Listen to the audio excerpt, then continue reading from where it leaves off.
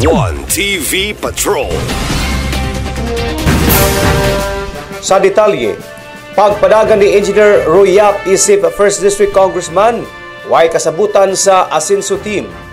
Gipaklaro ni sa pangdalaga incumbent Municipal Mayor Don G. Animas nga wala siya ideya o way nahitabong arrangement ang pagkandidato ni former 1st District Board Member Roy Yap isip representante sa unang distrito.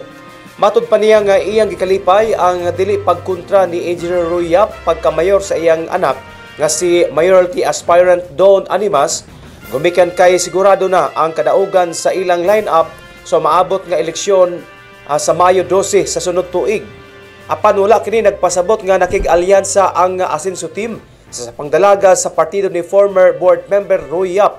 Iyang giklaro nga ang Asenso team sa pangdalaga walay laeng gisuportahan o gialyansahan maora gayod ang Asenso teams nga gipanguluhan ni Governor Henry Sevilla o ni gubernatorial re-electionist Governor Henry Sevilla Waminal o ni incumbent 1st District Congressman Jason Almonte. Kumpiyansa si incumbent Mayor Don G. Animas nga bisan si former board member Roy Yap subling mo kontra sa Asenso team isip mayor o moatbang sa iyang anak nga si Don Animas, wala kini dag-anan gumikan sa nahitabo sa miaging eleksyon nga nilibo ang biya. Ang katawhan sa pangdalaga nakasandig na og administrasyon nga kasaligan sa peace and order og klaro kaayo ang mga kalambuan nga nahitabo sa pangdalaga og dili na kini gusto nga mabalik sa kahimtang sa kahadlok ang katawhan sa lungsod. Si sa pangdalaga incumbent Mayor Don G. Animas miduso sa iyang certificate of candidacy niadtong Oktubre 8 isip running mate sa iyang anak isip vice mayor sa lungsod sa pangdalaga.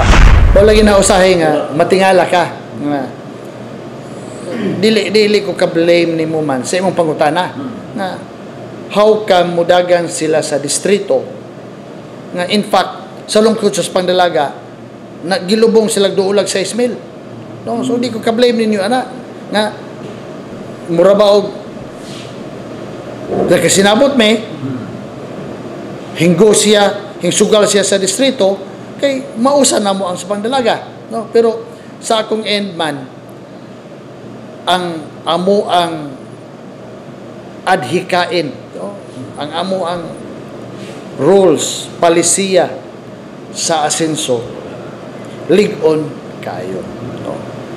As one straight magtinabangay mi sa kagrupo sa Asenso, so wala tingali porsyento na based sa imong pangutana nga nami gamay arrangement ni Roy. So klaro nga wala sa tanaw po nako di po nato siya mablame basig gitan-aw niya nga na siya dag-anan over incumbent Congressman Jason Almonte.